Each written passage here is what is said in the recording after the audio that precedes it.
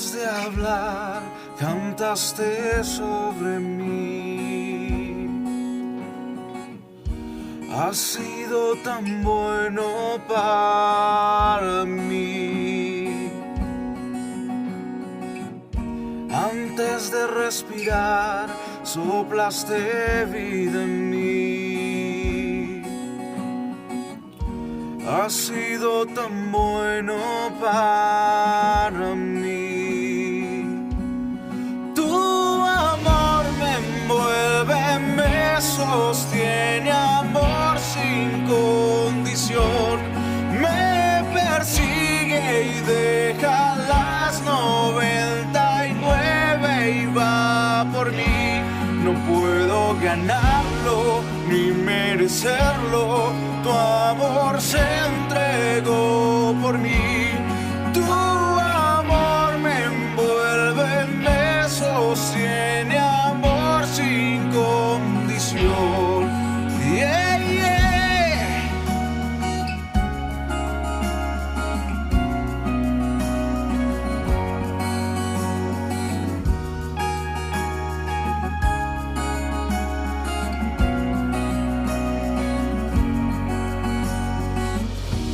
Aún lejos de ti, tu amor luchó por mí. Has sido tan bueno para mí. Cuando no vi mi valor, te entregaste por mí. Has sido tan bueno para mí. Tu amor me envuelve, me sostiene, amor sin condición. Me persigue y deja las 99 y va por mí. No puedo ganarlo ni merecerlo. Tu amor se entregó por mí. Tu amor me envuelve, me sostiene, amor sin condición.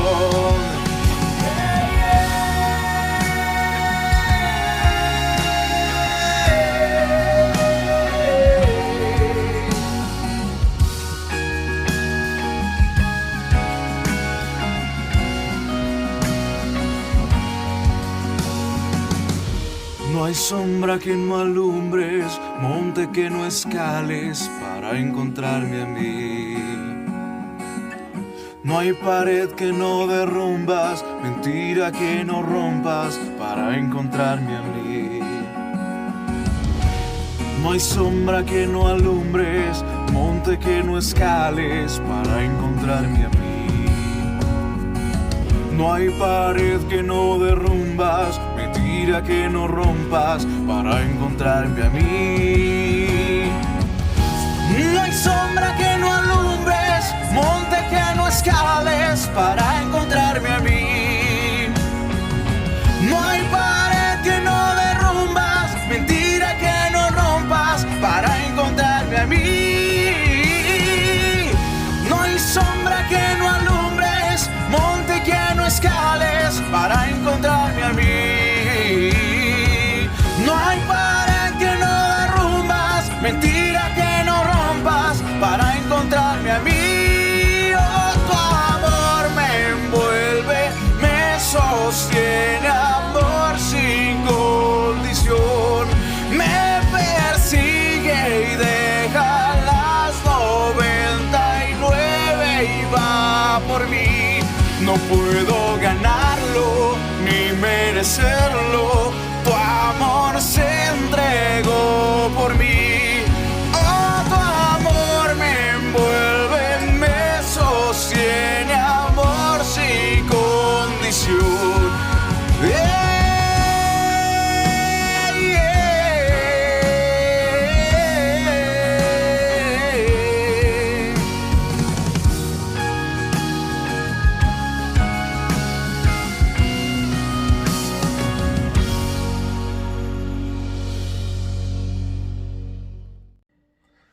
Amada familia, un abrazo muy especial. Dios les continúe bendiciendo en esta noche. El Señor es maravilloso y es tan maravilloso que nos permite adentrarnos en su palabra. Juan capítulo 19 con un solo eje temático es el que tendremos para esta noche de martes. Dios les continúe bendiciendo en serio muchísimo. Gracias por todo lo que ustedes hacen por nuestra comunidad de fe. Mientras usted va buscando Juan capítulo 19, si usted hace parte de la iglesia, de nuestra congregación como tal o no, quiero igualmente agradecerte porque sé que tus oraciones han sido fundamental para avanzar hasta donde hemos podido avanzar en este punto. Hoy estamos a 46 días de un nuevo plazo que tenemos para poder cubrir algunas cositas ahí económicas del lugar en el cual estamos.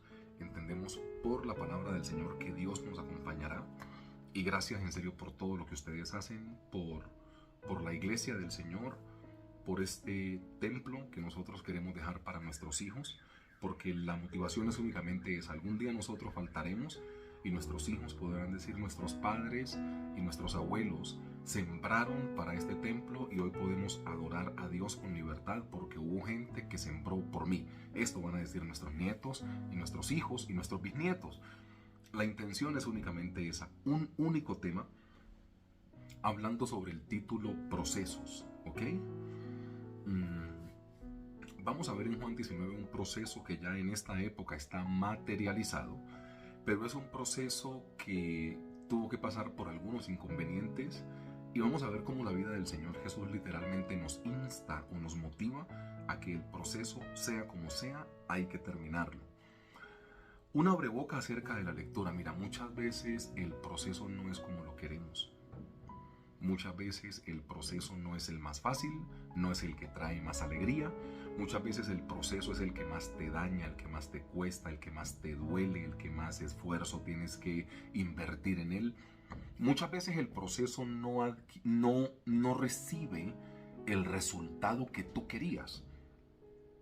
Pero el proceso importante es cuando estamos en la voluntad del Señor y al final terminamos cumpliendo el propósito del Señor. Los procesos que no dejan mucho beneficio al ser humano cristiano no le gustan mucho, porque la gente está acostumbrada al aplauso, al reconocimiento. Las personas están acostumbradas a que el proceso deje réditos, deje algo positivo. Pero cuando el proceso deja dolor, cuando el proceso deja incertidumbre, cuando el proceso deja colocar la otra mejilla, cuando el proceso deja muerte en vez de vida, este es un proceso que no parece ser muy seductor. Pero la vida del Señor Jesús nos enseña algo. Los procesos al final no tienen que darte mucho beneficio a ti. Los procesos al final tienen que meternos a nosotros como engranaje fundamental en lo que Dios quiere hacer en la tierra. O sea, al final de la historia, en un punto nosotros tendríamos que decidir en emprender procesos que le pongan una sonrisa en la cara a Dios o nos pongan una sonrisa en la cara a nosotros. Al final de la historia, todos los procesos no son beneficiosos para nosotros. ¿Que son procesos necesarios dentro del reino? Sí. Magistralmente la palabra del Señor dice: una persona es quien prepara la tierra, otra persona es la que siembra, otra persona es la que poda y riega, y otra persona es la que cultiva o cosecha. Todos quisiésemos ser las personas que cosechamos, pero algunas veces en parte del proceso nosotros somos las personas que únicamente preparamos el terreno y ya. En otra parte del proceso nosotros somos las personas que sembramos la semilla y ya. No tenemos que cosechar porque hayamos sembrado la semilla. No somos el cuerpo de Cristo y aquí todo funciona. Otras personas son las que riegan y podan. Y otras personas son los que al final van a recibir los frutos. ¿Importa que el fruto lo recibas tú, que fuiste quien preparaste el terreno? No, la verdad.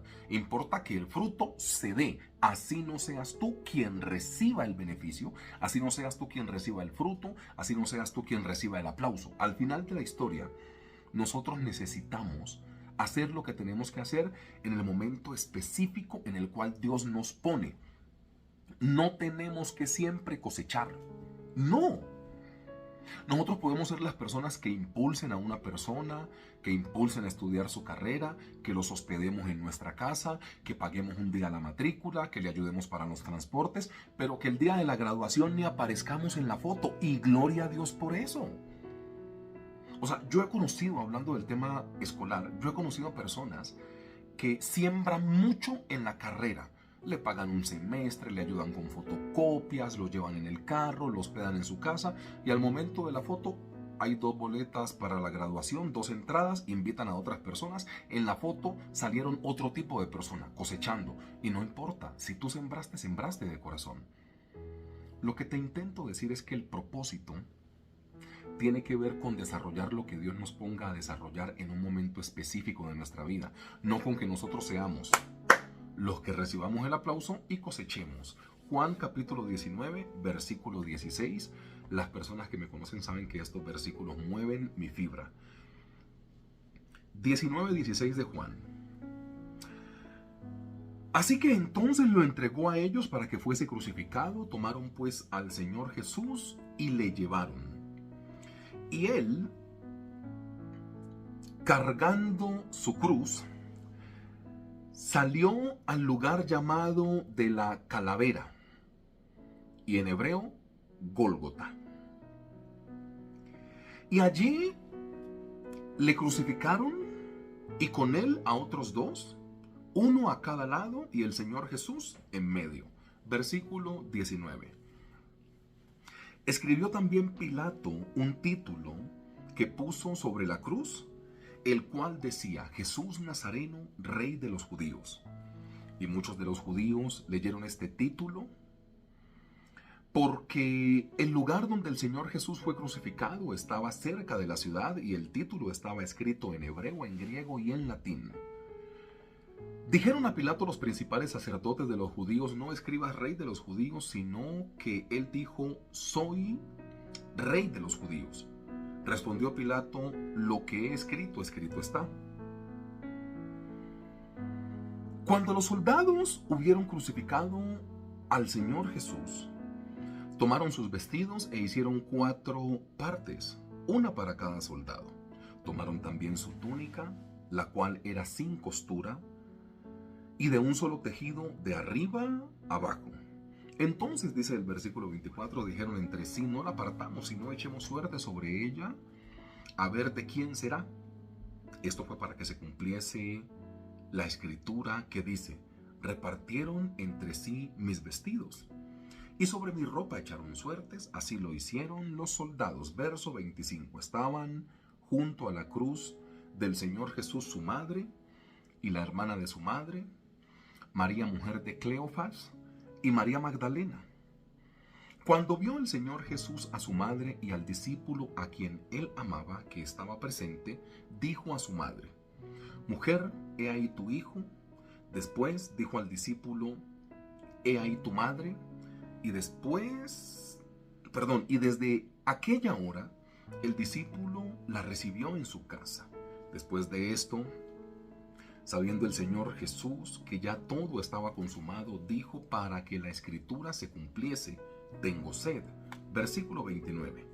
Y estaba allí una vasija llena de vinagre. Entonces ellos empaparon en vinagre una esponja y poniéndola en un hisopo, se la acercaron a la boca. Cuando el Señor Jesús hubo tomado el vinagre, dijo: consumado es, y habiendo inclinado la cabeza, entregó su espíritu. Iglesia, proceso. Acá vemos un proceso que no termina material, física y terrenalmente hablando con ningún beneficio para el Señor Jesús, pero al final es un proceso. Cuando nosotros como iglesia entendamos que el proceso no tiene que ver con beneficios para nosotros, sino que el proceso tiene que ver con el reino de Dios, ese día entendemos todo lo que es la vida cristiana. ¿Por qué? Porque no es importante si tú te beneficias del proceso, es importante que Dios te tenga como un eslabón fundamental y altamente participativo en medio del proceso. A ver, hablemos humanamente, celestial y espiritualmente sabemos que ganó el Señor Jesús. Pero hablemos materialmente. ¿Qué ganó el Señor Jesús? Una muerte en la cruz por hacer las cosas bien. Él positivamente, terrenalmente hablando, no ganó nada. Pero fue un proceso el que Dios le dio a vivir de esa manera, sí. ¿Qué te intento decir con esto? Los procesos en tu vida no tienen que dejarte como ganador. Los procesos en tu vida no tienen que dejarte como el gran vencedor, el que recibe el aplauso. El proceso en tu vida puede ser sencillamente con que tú seas parte fundamental de algo, ni te aplaudan, ni te reconozcan, ni te paguen, únicamente hiciste el favor. Lo que la gente que no es cristiana dice, lo cogieron de pendejo, lo utilizaron, se aprovecharon de usted. Lo que la gente que es bíblica dice, Dios me utilizó para eso. Que no sepa tu izquierda lo que hace tu derecha. Cuando la persona quiere empezar a vivir correctamente un proceso, jamás puede pedir un aplauso. Porque el aplauso es la recompensa del que busca fortalecer su ego, llenar su hedonismo, si se quiere, su participación. Al final de la historia no es importante si te reconocen. Al final de la historia importa si hiciste parte de un proceso. Y toda persona que dice que después no le agradecieron, que tanto que sembró y ni una llamadita, que ni un mensajito, que ni un WhatsApp, que yo tanto que le di jamás me reconoció, que nunca esto, que nunca lo otro, son personas que al final no estaban como sirviendo de corazón y hacían algo era para al final tener sometida la voluntad de la otra persona a un agradecimiento constante hacia la ayuda que prestaron. Pero el proceso muestra que al final no te puede dejar nada físico y nada material. Pero sí cumpliste con la voluntad del Señor en un punto y en un momento específico donde Dios te necesitaba. Eso significa el Señor Jesús. ¿Qué te intento decir con esto? ¿Por qué leo la lectura de la crucifixión y muerte del Señor Jesús? Porque al final de la historia, el Señor Jesús lo que está demostrando es que, los acontecimientos de la vida del Señor Jesús nunca lo sacaron del proceso. Qué chévere es, o qué chévere sería, que al final lo que Dios dijo que nosotros íbamos a hacer, sea lo que al final realicemos. Me explico. El Señor Jesús, más notoriamente en el libro del profeta Isaías, ya está profetizado de alguna manera. Y se dan cuenta que una de las frases más recurrentes en el Evangelio de Juan, sobre todo en este capítulo 19, empezando desde el 18, es para que se cumpliese lo dicho en la Escritura. El Señor Jesús física y materialmente no pudo tener ninguna victoria. La victoria de él fue espiritual, o sea, con su muerte en la cruz, desechando aún su cuerpo, fue una victoria espiritual. Pero ustedes se dan cuenta que el Señor Jesús, de él se dice para que la Escritura se cumpliese. O sea, el Señor Jesús no tuvo ninguna otra iniciativa, ninguna otra motivación que no fuese cumplir la voluntad del Padre, aun cuando ésta no le dejara nada de beneficio. ¿Por qué el proceso tiene que dejarte como único beneficiado? Siembra en otras personas, así ni te agradezcan. O sea, tú no estás buscando el aplauso de la gente, tú estás buscando que el proceso se cumpla. O sea, al final de la historia, los acontecimientos del Señor Jesucristo, todo lo que tuvo que atravesar, no dañaron su proceso. Analicemos 2 o quizá las 3 etapas del Señor Jesús. Digamos, de profetizado y no nacido, por si tu infancia ha sido muy dura, al niño Jesús lo querían matar aún antes de nacer. ¿Recuerdas la historia de Herodes? O sea, hay una persecución en contra del Señor Jesús aun cuando ni había nacido. ¿Qué puede llegar a ser parte de tu vida? De pronto tus papis quisieron abortarte y naciste.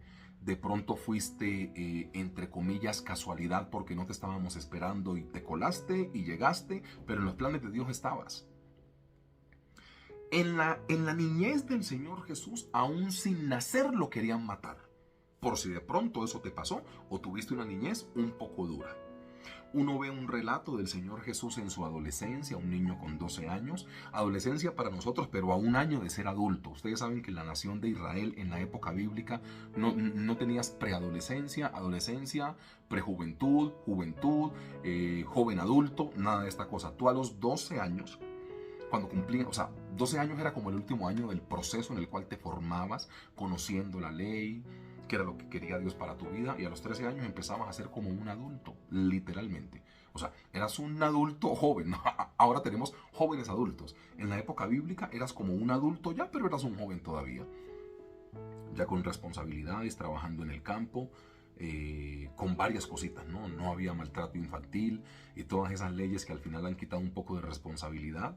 Y por eso, así algunas personas se enojen, pero es la verdad, tenemos unas generaciones bien raras. Gente que no sabe trabajar, gente que no honra a papá y a mamá, gente que únicamente pide y no valora, y lo que no nos cuesta volvámoslo fiesta.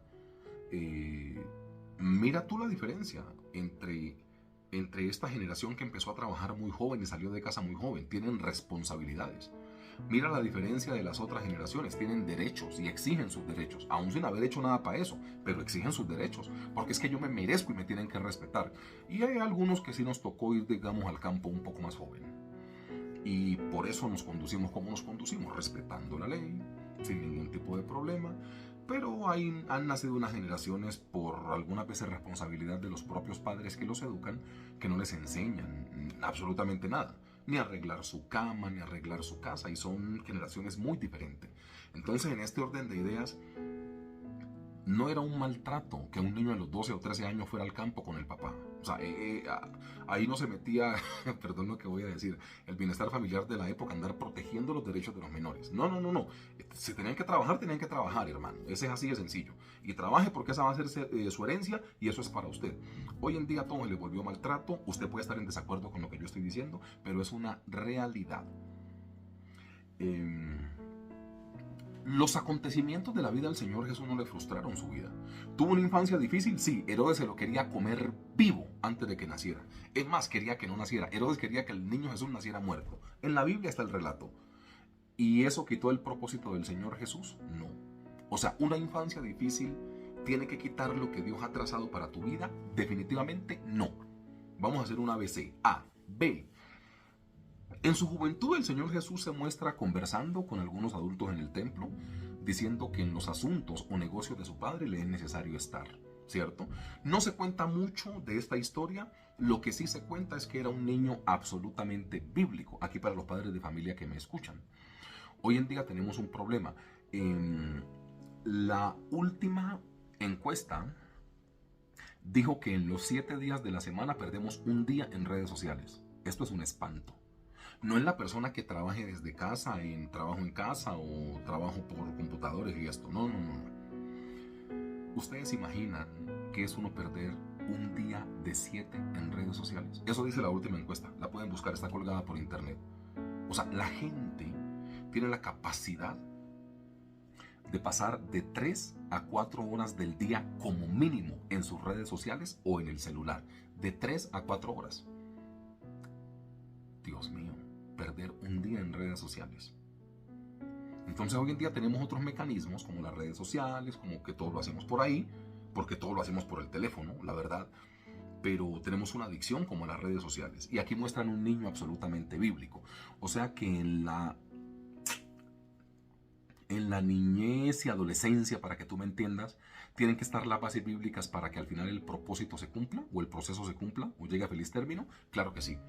Del niño Jesús, o sea, del adolescente Jesús, para hablar en nuestro lenguaje occidental, de nuestro adolescente Jesús únicamente hay un relato que estaba hablando con algunos ancianos en la iglesia, en el templo de esa época, hablando de cosas bíblicas y se maravillaban de su doctrina y de lo que el niño Jesús decía. Tenía 12 años.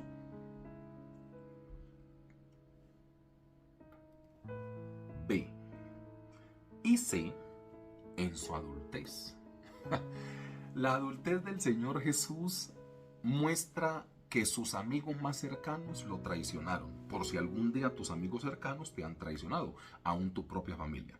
El Señor Jesús gozó del gran privilegio de que sus hermanos no creían en Él.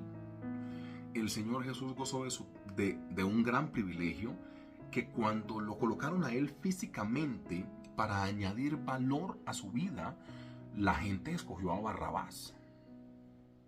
O sea, en condición de vida, cuando me ponen al lado de un malhechor, me ponen por debajo de un malhechor.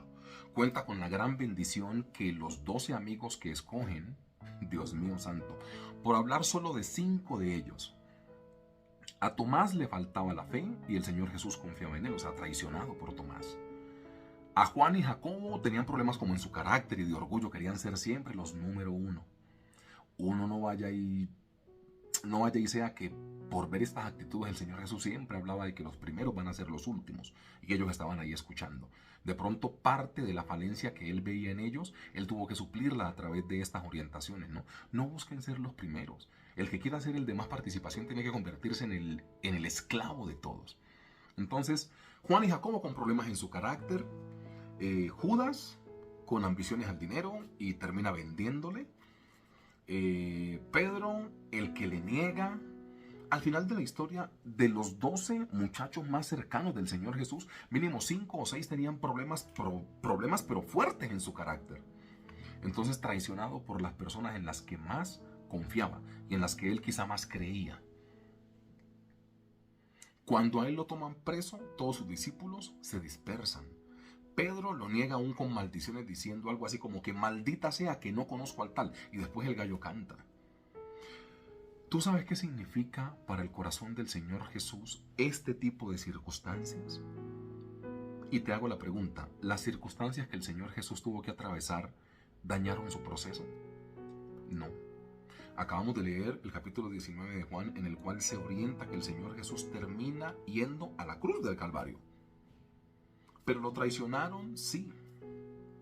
Hay muchos rasgos especulativos acerca de por qué José no se menciona a lo último de su vida, si no se menciona un velorio.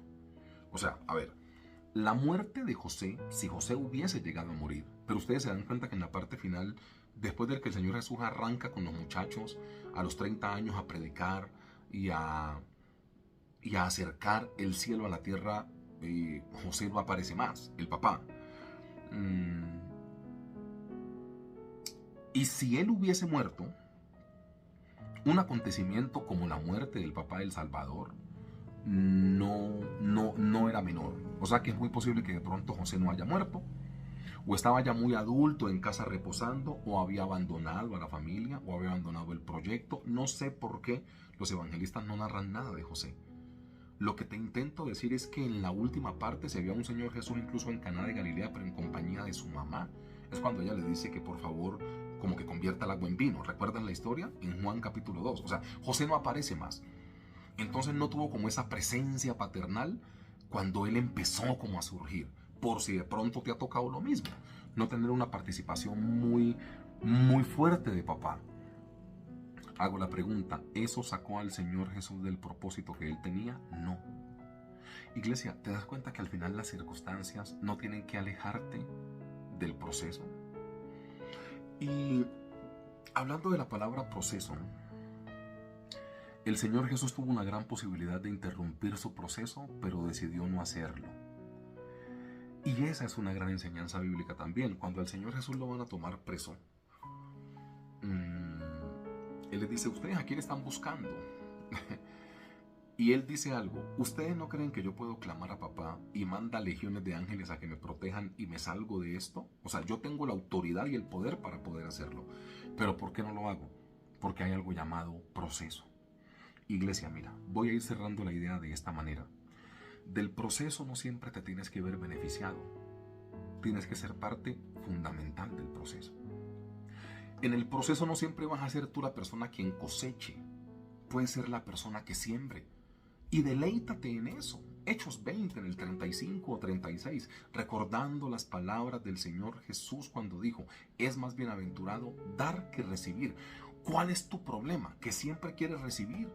No, es que sí, en gran parte de la palabra dice que el que siembra cosecha, pero en el ejercicio bíblico, unas personas son las que siembran y otras personas son las que cosechan. No tienes que dejarte apesadumbrar la mente y el corazón porque no cosechaste.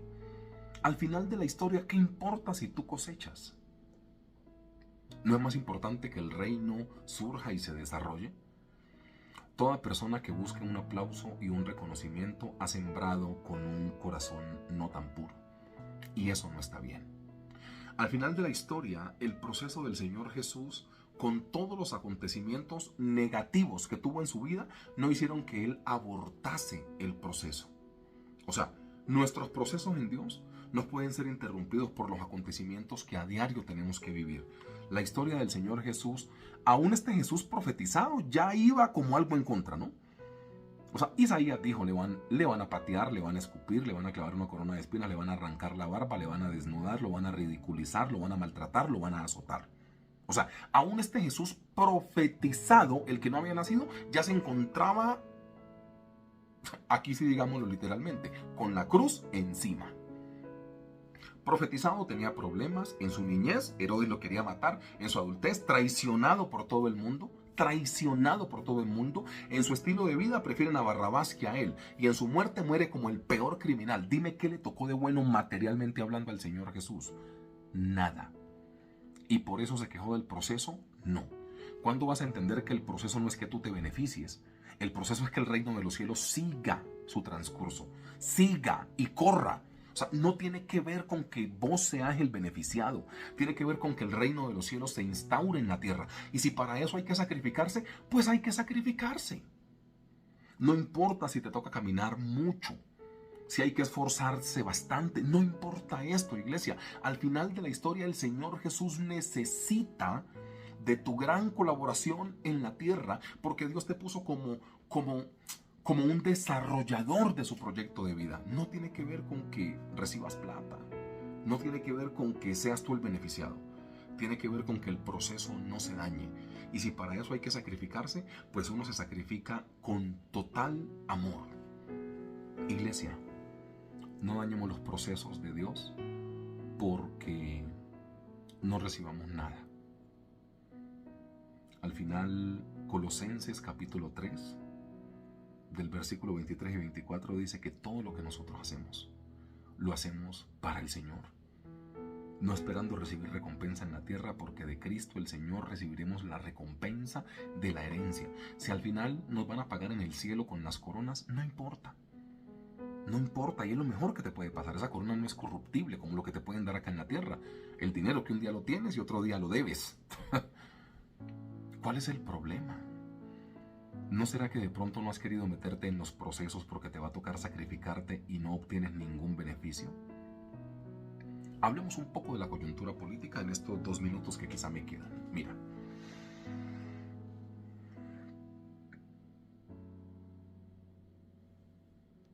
Voy a decirlo con mucho respeto, pero con mucha realidad. Al final yo me comprometo con un proyecto político que es bueno para mi ciudad, no si me dan un puesto. O sea, yo al final le hago política a alguien y yo voto por alguien, y cuando me preguntan, que yo nunca he predicado en la iglesia pues como de política y diciendo tiene que ser por este candidato, porque yo creo que la iglesia no se hizo para eso. La iglesia tiene que hacer política, sí. ¿Está en obligación de votar? Sí. ¿Está en la capacidad de gobernar? Sí. Ojalá que lleguen gobernantes cristianos, asesores cristianos que sean del presidente, de los alcaldes, que haya gente al lado que les hable de Dios y que les ayude a decidir con sabiduría, sí. Pero al final creo que el púlpito es para predicar. Entonces, dentro del púlpito, pues yo nunca he dicho voten por este o voten por el otro. Únicamente oriento y ya. Pero todo lo que nosotros hacemos de hacerle campaña política a alguien, de pegar un póster en nuestro carro, de publicar cosas por redes sociales acerca del candidato de nuestra predilección o preferencia, tiene que ser porque tengamos amor de patria, no porque nos vayan a dar un puesto. Claro que sí. O sea, al final de la historia, nosotros no hacemos política por conveniencia, por buscar un puesto. Nosotros hacemos política porque amamos la propuesta de ese candidato o de esa candidata y creemos que es lo mejor, porque nosotros hacemos parte fundamental del proceso, no para que nos den algo de fruto, sino por amor a la comunidad. ¿Está siendo claro? Mire, se acercan estas elecciones y nosotros tenemos que desescalar el lenguaje. Yo no voto por un amigo, no, jamás, porque si la propuesta de mi amigo es la peor, puede ser muy mi amigo, pero yo no voto por él. Es que se acaba la discusión. O sea, ¿tú por qué votas por alguien? Perdón que te haga la pregunta, pues, y que me alargue más de los 2 minutos que ya me quedaban. O sea, ¿tú por qué votas por alguien? ¿Porque es primo? ¿Porque la empresa te dijeron que era por él? ¿O porque tiene valores que te identifican? ¿Porque es el mejor, porque es la mejor propuesta para el adulto mayor, para el niño, para la ciudad? Perdón, pero esto lo digo con temor y temor, o sea, con temor y temblor, pero con la mano en la Biblia. No tienes que votar por tu primo. No tienes que votar por el que te pidan el favor. Lee las propuestas, pero es que hasta para eso te vuelves perezoso. Y después te quejas de la ciudad que tienes.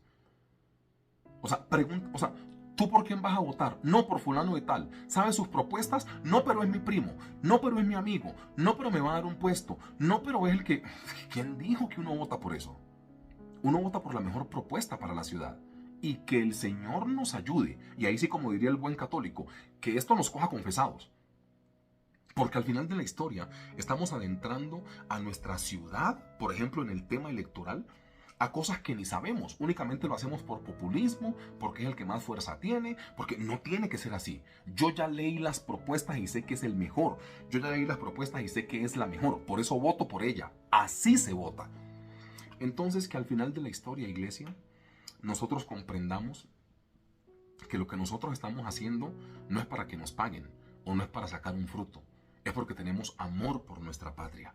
Es porque tenemos amor por el propósito del Señor, volviendo a la predicación. O sea, al final de la historia, así no me reconozcan nada.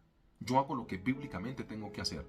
No me reconocieron, no me pagaron, no me aplaudieron. Gloria al Señor. Dios es el que paga, según Colosenses capítulo 3, versículos 23 y 24. O sea, nosotros recibimos la paga del Señor Jesús. La recompensa de la herencia viene de Él.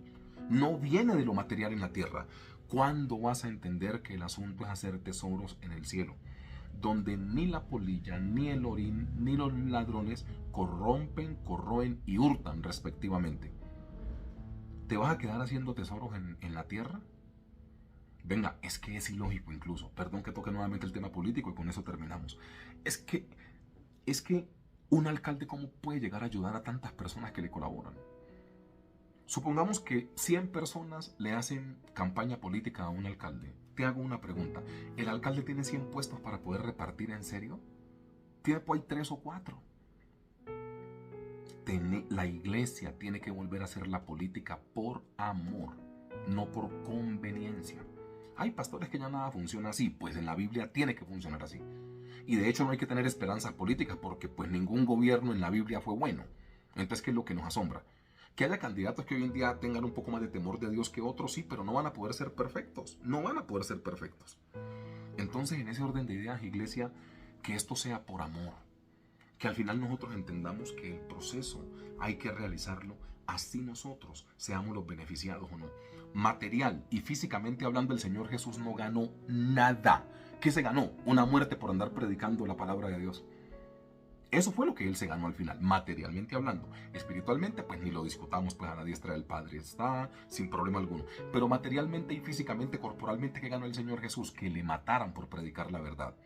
¿Hizo parte del proceso? Sí. ¿Materialmente ganó algo? No. Porque no importa que materialmente ganes siempre y cuando seas parte fundamental del proceso. Este es un llamado para que seamos parte fundamental de los procesos de Dios. Así, el aplauso y el reconocimiento no vaya para nosotros. Oramos. Papá, gracias damos por tus hijos y por tus hijas, Señor. Gracias damos, Padre Celestial, por lo que tú les permites vivir y nos permites vivir como cuerpo de Cristo en el lugar en el cual tú nos tienes. Ayúdanos a entender, Padre Celestial, que quien busca el aplauso y el reconocimiento tendrá una recompensa aquí en la tierra muy corta. Pero ayúdanos a entender que quien busca, Padre Celestial, el reino de Dios y su justicia, adentrarse en tu voluntad para ser parte del proceso de salvación para la sociedad y humanidad que tú tienes para este mundo, esa persona va a ser recordada en el cielo, Padre Celestial. No importa si al final nos pagan, lo hacemos de corazón. No importa si al final adquirimos algún beneficio, lo hacemos de corazón. Porque nosotros te servimos a ti y tú eres el que das la paga, Señor. Perdónanos si en algún punto hemos hecho algo para sacar algún beneficio y no de corazón, porque tú pesas los corazones, tú pesas los espíritus, tú no puedes ser burlado. Y todo aquel que intente hacer algo para ganarse un aplauso de reconocimiento de parte tuya, al final de la historia, Padre Celestial, no lo va a adquirir y no lo va a recibir, porque a ti nadie te burla. Tú no aplaudes al que venga con un corazón a intentar enredarte. Tú aplaudes a quien se sacrifica y hace parte del proceso, así no adquiera ningún beneficio. Que en el nombre glorioso de nuestro Señor Jesucristo, nuestra vida sea puesta a merced del proceso, así no haya ningún beneficio para nosotros. Te amamos, te bendecimos, glorificamos y exaltamos tu nombre, Rey de Reyes y Señor de Señores. Iglesia, Dios les bendiga muchísimo.